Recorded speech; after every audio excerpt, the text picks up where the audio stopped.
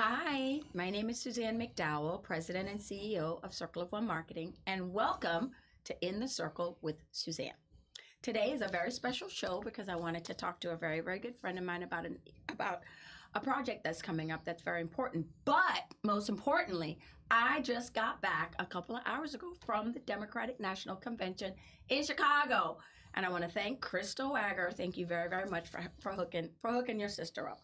And I was able to see Vice President Kamala Harris accept her nomination to become the 47th President of the United States, of which I will be working very hard to make that happen.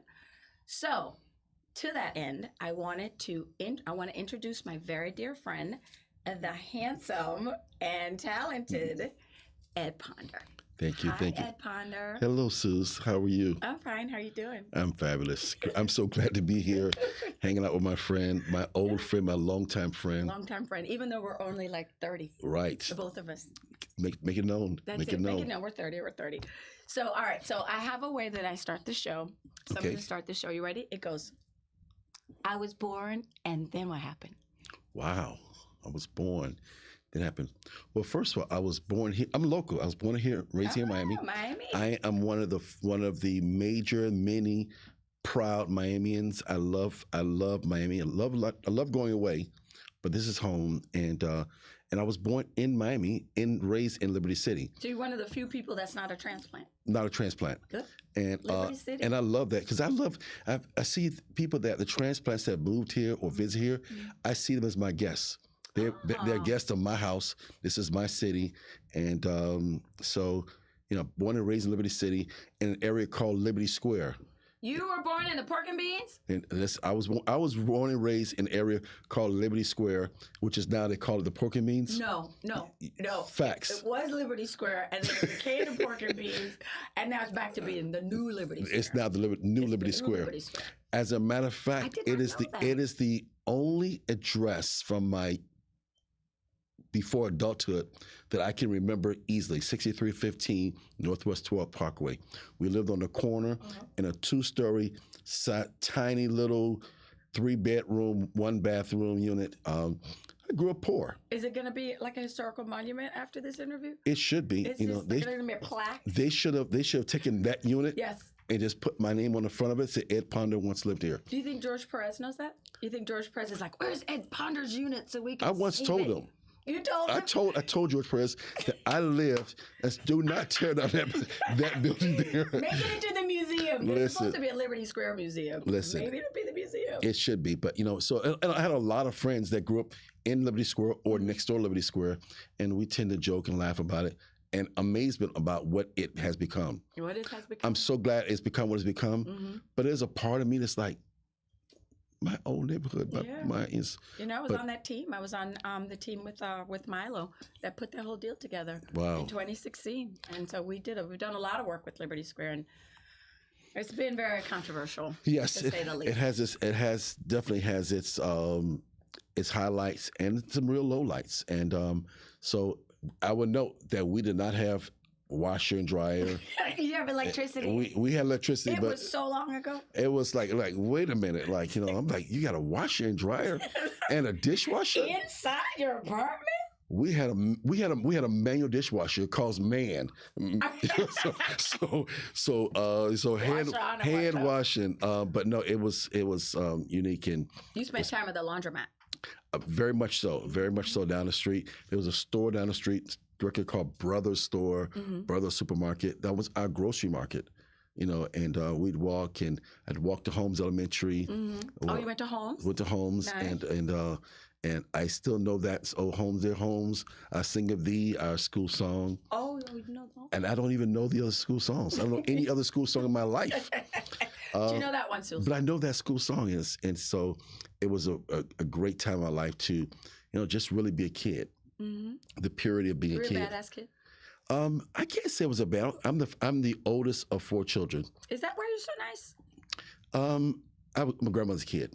Okay. I'm a grandmother's boy. Yes, my mom's always been there and still today. Mm-hmm. But I was the first of all the grandchildren and the first of my mom's children naturally.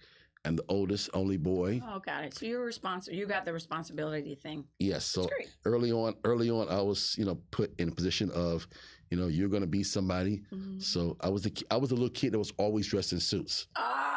Like always, like the ditto, like like I've always been in suits. I've been in suits as long as I can remember. Little church kid walking around in suits. But no white shoes. Listen, there's not a reason for white shoes other than if they're tennis shoes. Listen, but no. So it was a great childhood. Mm-hmm. Grew up in Liberty Square and went from homes. Then my grandmother moved. My grandmother lived in Brownsville. Oh. So I was in Liberty City with my mom. Yeah. But mostly in Brownsville with my grandmother. Yeah. And so the similarities of the communities, mm-hmm. and I didn't know we were poor. We were just kids. We were just We weren't hungry. We probably weren't full. Yeah, but how would you know? You're a kid. And it was just such a great childhood. And to your mother's credit. Yes, and to my mother's credit. To your grandmother's credit. And my grandmother's credit. And so it was. I had a great time growing up and spending time with family and friends. And you're a really happy person. I just remember that, and I'm sure there's no great big pile of happiness that we talked about. Nobody's happy all the time, but for the most part, as long as I have known you, you are a pleasant, affable, happy light of a person. But I'm alive, and I cherish life in itself. The fact that there's so much to be happy about, mm-hmm. especially here in South Florida. Mm-hmm. I've been to cities that the sun doesn't come out a lot, gray skies every day, and I wonder, why do you live here? Why do you live here? How do you wake up every day with the gray skies? But I would like to shout out Chicago though. Listen, I went to NABJ in August, and I like I said, I got back today on a flight. Chicago is. It's summer too. Fabulous. It's summer, but Chicago's. It is. I'm mad at it. On record, is my second favorite city. Chicago. Yes, I love Chicago, and so I love life. I love people. I genuinely love people. I was sharing with someone the other day that I am old enough to remember childhood, mm-hmm. neighborhoods, pure, simple life. Mm-hmm. I am still conscious enough to understand what we're dealing with now today, mm-hmm. society, culturally, socially, economically, politically. But I'm also young enough to dream. Oh yeah, because you got runway in front of you. You got lots of years. I believe it, and I'm excited about it. And I challenged a friend recently to ask him, what would you do if God told you had 40 more years to live? It's the deadline. The deadline is always the best motivator. He's in his 50s. I say, if you have 40 more years. If I know exactly 40 years. So you've got to do something. You just can't sit on your hands. But I think the finiteness is if I told you right now that your dream, whatever your big dream is going to come true next Friday at 2:00, you would stop worrying about it, wouldn't you? Yes. Because you know it was coming. It's coming. Exactly. So I feel like that's kind of like, if you could just, like almost if you could predict the end, then you could force people to fill up the middle or fill up. I don't know. Yes, yeah. So what happens is, so I don't really, I don't envy people. I don't envy the high living lifestyle, the luxury lifestyle some may have. I don't envy jet setters because whatever they went through, you've already done it. I've done it, or I don't want to go through it. Well, I mean, when I met you, I don't even remember. We've been friends so long. When I met you, you were like the mayor of Miami Beach. The mayor of Miami Beach. I mean, I remember when I was like, a black man runs the Delano? What? I was like, what? And then I met you, and I would go to the Delano and be like, oh my God, Ed Potter. And it was just so, like, I don't live on the beach. I didn't have that beach world. Wow. And so when I got there, and there was this wonderful man, and he was like, whatever, doing what you were doing at such a high level. And, I guess we're old enough to go where that's like a thing. Yes. Oh my God, look at the black guy. Want that to go. I want that to be normalized. So hopefully we are normalizing it. And I believe it's normalized. And coming from my childhood, and one thing you do not know, first of all, I'm going to share this publicly for the first time. My name is actually Eduardo. Oh, Eduardo. So being an Mucho gusto, Eduardo. Being an Eduardo growing up in the inner city, in the hood not so was rough. Not so rough. It not was so good. Not the, so good. the mispronunciation of my first name. Yes. Was brutalized. That's how you got to Ed. I just got to Ed, and it took me years to convince my grandmother to just call me Ed. And she was like, "No, I'm calling you Eduardo. No, please, grandmother, call me Ed." You're not out here in these streets, Grandma. You ain't in these streets with me. I'm in these streets. My suits. So and then as a teenager, I started dancing. So I was a break dancer. What? Had a phenomenal time as a kid, pop locking, dancing, break dancing. Never spinning on my head. You never did? No. But wait, were you like the girl at the were you like Ray Gun? Did you teach Ray Gun? She wish. Did you see that foolishness? She wish. No, that was some foolishness. That's straight disrespect. And just take her off, almost moved off the Olympics. It's like, what was that? The poor Olympics. Everything was so fabulous. And then Ray Gun gets there talking about. Ray Gun but listen, whatever she did, everybody knows Ray Gun. And you just say Ray Gun, and we know who you're talking about. Who are you talking about? I mean, she might be a meme, just like, don't be Ray Gun. Dude, don't be exactly. That's amazing. Don't be Ray Gun. So, but that also got me to dancing and doing shows, opening for great acts, Run DMC, entertainer. It got me comfortable with me. I'm super comfortable with me, and the bright lights, the stage. You like this guy, Ed Ponder? I love my mirror. You like? I love me some me, and I don't dislike anybody else. I just love me some me, and it just and I've always loved me, and because I love me, it makes it easy for me to love others. To other people. Well, I feel like I always think my daughter, Sydney, the love of my life, yes. And I remember thinking, if there's one thing out of every single crazy thing that I'm going to teach this kid, whatever, the number one thing, I want her to love herself. Yes. Because if you could start with loving yourself and being like, I'm the thing. Yes. Everything else unfolds from there, because we spend all this time figuring out how to love ourselves. Like it's like riding a bike, and it's annoying because sometimes you don't get on the bike. So I feel like if you're able to, it's a gift. It's a gift that you have been given ahead of most of the world to actually like yourself. Correct. By the time you get to be an adult.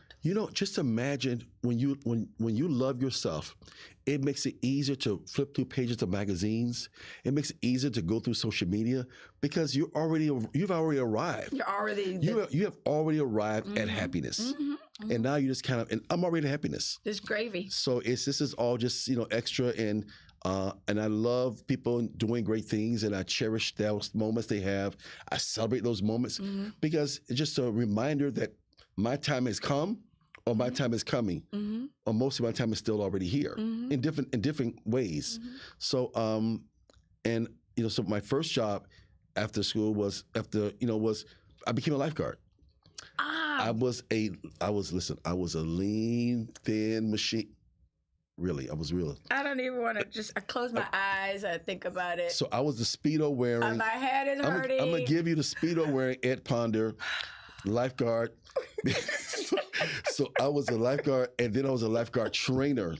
So I actually had, 4 different pools that I would run around to. So I was that early leader. Did you have your whistle? Yes, the whistle. Excuse me, ma'am. But don't forget the shades. Oh, and the shade. Wait a minute, did you have a visor? No, listen, there's no visor. Visor. It was just sun and hot. And Speedos. Looking very cool. Yeah, so looking very cool. Mm-hmm. And I was very popular. I can imagine the trail of women. I was very. You were popular. I was popular. You were popular. It was but it was. But again, it kind of. You had a lot of people love you as well. It was kind of the point that we continued to reinforce. I had a great childhood. Had a lot of love for my family. A lot of love for my mother, my grandmother, my uncles, my siblings. So it continued to reinforce, the leadership role and love of self, love of God, love of family, love of people, respect for people. And so my natural progression from lifeguard to working for then Miami-Dade Commissioner Barry Schreiber. He was a commissioner in the Northwest Dade area. I never heard that name. And Barry was a successful politician in the North Aventura area, and he kind of pulled me into his umbrella, into his wing, saw and something. He saw talent, and he kind of introduced me to a lot of people. So again, I already had a level of confidence, and one thing led to another, and then a friend said, "Listen, Ed, can you come? I have a job if you want to leave the hotel, leave the pool, and get out the sun," because it was. Oh, wait a minute, how old were you at this point? 19. You're 19, so you're hot. Yeah, I mean, literally and figuratively. Right. You're like, yes, but fortunately, my role was I moved out of the lifeguard stand every day. I was like, the pool was crowded. I'm going to sit in the chair today. The pool is slow. You go ahead, because I was. You were like a peacock. I was the lead guard. Like this. So were you like this? Yeah. So it was a fun time, to say the least. But so when I went to work in the hotels, my first hotel was the Rolling Hills Golf Resort. Oh. Which many know that was where the Miami Dolphins practice up in Davie. Is Rolling Hills in Miami Gardens? It's actually in Davie. Oh, I knew that. In Davie, over by Davie by where the Dolphins training camp used to be, and so I worked there for 6 months or a year. But Davie was far from Miami, so then I worked at the Hyatt downtown. Oh, at the James L. Knight Center. 400 Southeast 2nd Avenue. Oh my God. So that was really my interest to corporate life, corporate structure, corporate hospitality, training, corporate hospitality, just understanding the expectations, the demands, and the level, the many levels that you were expected to. And Hyatt did a phenomenal job of training their staff and preparing their staff. And preparing their properties, invest in their people. And I would say that, and I've shared this with Hyatt executives over the years, that in my lifetime, no company I've seen invest more in their people than Hyatt in those years. Oh, wow. In those years. It was, the Pritzkers did a great job out of Chicago to kind of set a standard that we live by. They were pioneers. And so after 5.5 years of great success and growth, managing multiple levels of departments and personnel, I was burnt out. It just fried me. Hyatt fried you, or the industry fried you? Because then when did you get to? Then you went to the Delano, and then you went to the National, then you went to the Betsy. But I would tell you, the industry fried me. But I was young. I was like 24, 25 then, about 25 then. The industry fired me. I was the manager on duty on August 22nd, 1992, during Hurricane Andrew. Oh, that's a lot. I was the person on August 21st when people were checking into the Hyatt because they were leaving Key Biscayne to go to safe ground at the Hyatt. You were the HNIC. And then the fire department says, "What are you doing? You sold the hotel out." I said, "We're selling out." We're great. He said, No. This area has to be evacuated. Like, you gotta go. What are you talking about? I gotta give those people their money back. Right. We just sold the hotel out. What are you talking about? So it was just a lot of pressure, of hours, and I was still young, and I was put into leadership at an early age, and I decided quickly that, you know what, I'm gonna go do something different. I had an uncle who was a director with Little Debbie food cakes, and 30 days of that, I was like, no, this is not me. You went right back. So 30 days, 27 and a half days of working in sales with Little Debbie, like, no. So I went to what was the Grand Bay then. The Grand Bay was in Coconut Grove. Oh, my God. 5-star, official, 5-star, 5 diamond, white glove, super luxury hotel. Top of the line. There could not have been a more top-of-the-line property. My hotel guest was Michael Jackson, regularly, Prince, Whitney Houston, Sylvester Stallone. I mean, the laundry list of celebrities that we'd have daily, and the laundry list of wealthy people that I would interact with daily. And fun fact was, when I interviewed, I didn't want any position. I wanted to just give me something where I can work and just contribute. I just want to be here. I just want to be here, make some money. So I actually make me a doorman. I can make some money and go home. Don't have any responsibility. That lasted 30 days. Yes. And then they were like out front. I said, we need you to be a doorman. We want you to be the concierge. Yes. I said, what is a concierge? Yes, you. And you're like a walking concierge. And me and my grandmother prayed about it. She said, if they ask you to do it, old school grandmother, like, you getting a job. They wouldn't want you to do that if you couldn't do it. If you couldn't do it. And it became the turning key of my life. So here I am as a young black man, native Miamian, young, slim, charming, love people. Chiseled, and, got your whistle. And I realized that I was the first person of color working at the front of the house of the property that wasn't cleaning. Oh, wow. I look around every day, and be like, nobody look like you. And guests were just coming to me and talking to me, chatting, and but again, coming from Hyatt with that structure, going to the Grand Bay at that luxury level, and Hyatt, allowed me to open up different Hyatts at different places. So I got experience traveling and understanding the industry after my 5.5 years at Hyatt. So the Grand Bay, now it's a whole different level. It's just straight luxury. There's no, it's all luxury. And I left the Hyatt, left the Grand Bay, and went to work at Williams Island. Oh my God. Because, again, now I'm like, okay, listen, all these hours, these holidays, they gave me a great job of Monday through Friday, 8:30 to 5, incredible starting salary, off on every weekend, every holiday. Who wouldn't take that job? It's like, I'll do it. Me. I'll do it. And my residents were Whitney Houston. Oh my God. Sophia Loren, Jimmy Johnson from the Miami Dolphins, Jack Smith, who owns Sports Authority. Everybody. So I had a who's who in the building with the original founder of Williams Island, Mr. Williams. So you went from Williams to the Delano? Went from Williams to the National. To the National. But wait, you were at the Delano? At the National. I was at National first. When we first met, I was at the National. You were at the Delano? No, because I remember distinctly at a certain party that you came to that there was a sold out MTV Awards. I was like, will you please let me in? The MTV Awards that was overwhelming with the streets. Please let me in. And so I just love, being, and the beach was unique for me to go to the beach because I just never imagined, because now I'm very corporate. I'm corporate. Yeah, you're not Mr. I'm no longer Beach. Liberty City. I am, Hyatt, Grand Bay, Williams Island. But they don't wear suit and ties on South Beach. No. And I refuse to not wear a tie. I don't care because you've been wearing suits since you were born. How hot it was, since you were in the pork and beans. So, and it was I had a great time. I spent, many years at the National, turning that property into, what it became, very popular, celebrity driven. And then I went next door to Delano. So I spent 13 years on that corner between the National and Delano. Wow. So two buildings, and it changed a lot.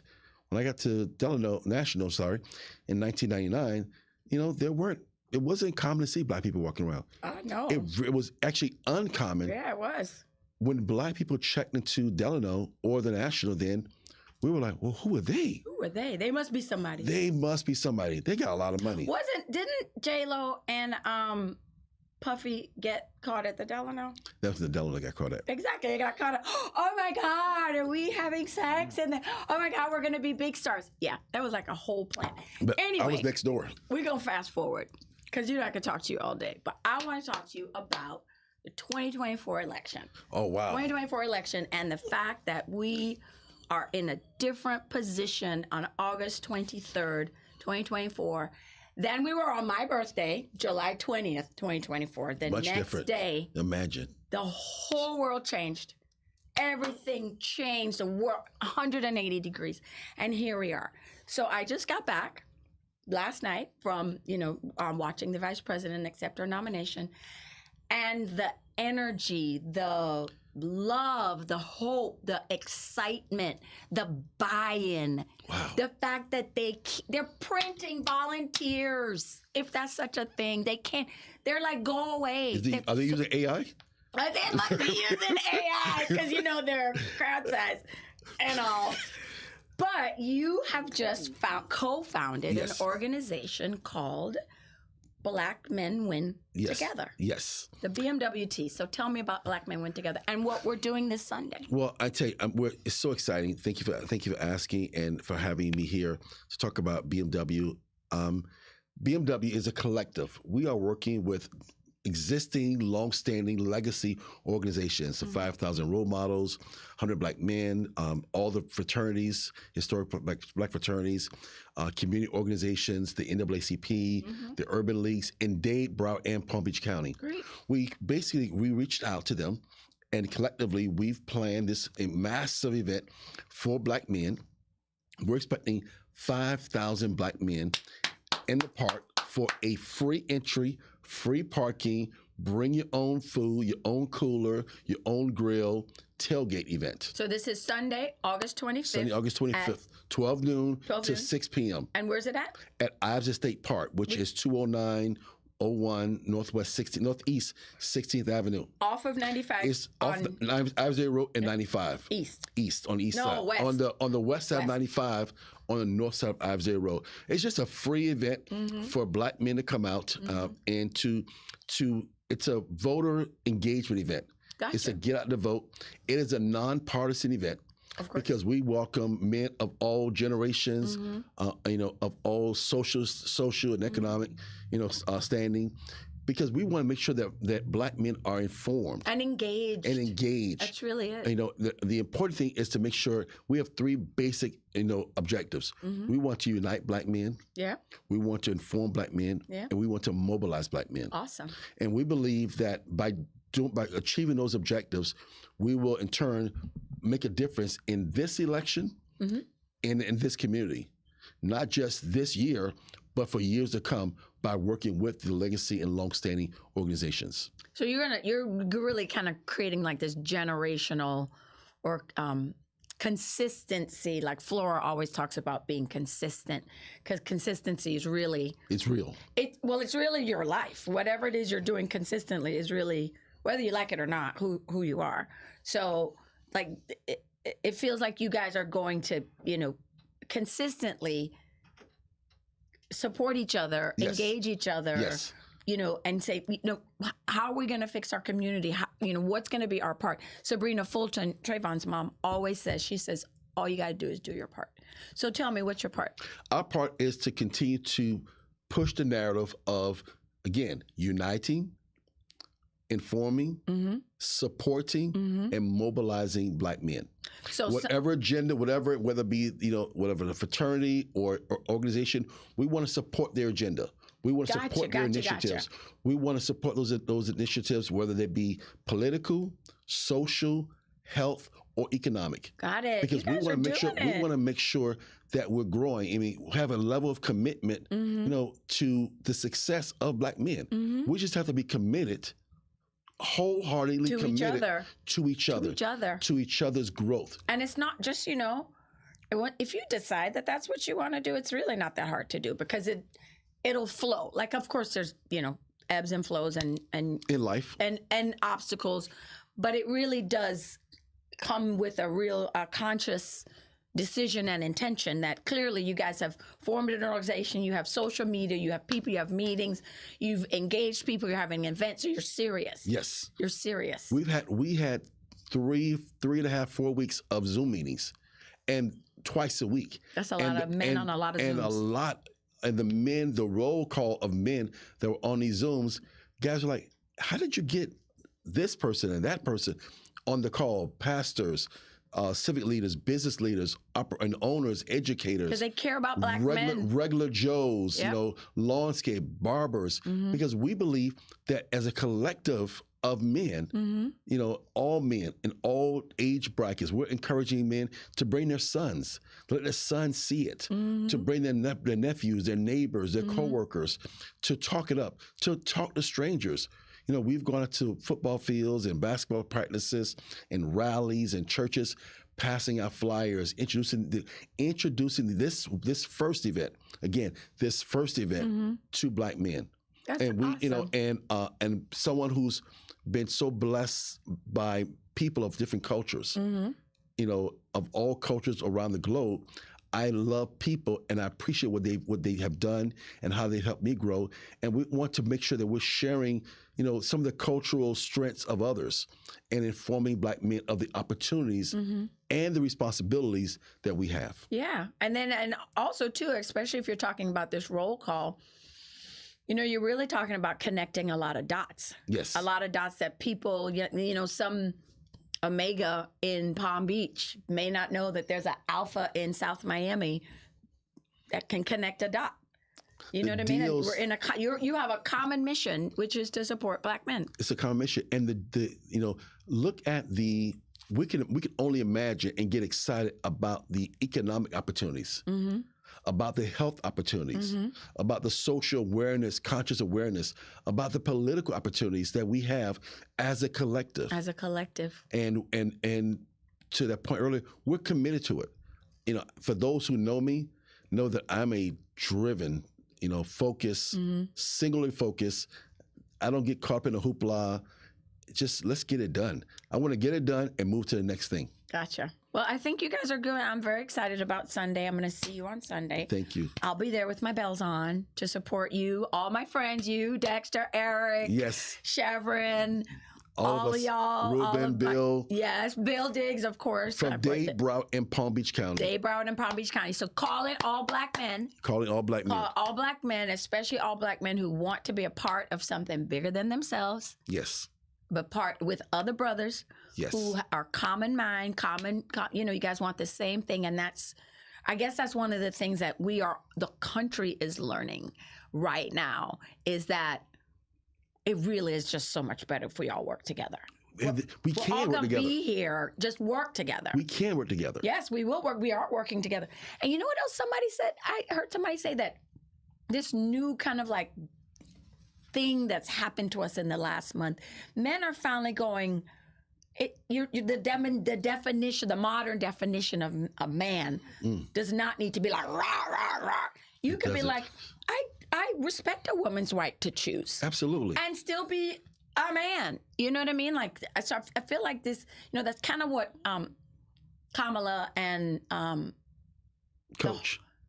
And Coach. And, what they're saying is they're like, Kamala and Coach have nothing in common in terms of demographically, but they're worried about the same thing. And I feel like that's where men are starting to be like, okay, let's just relax and let's get things done. So I feel, thank you very much.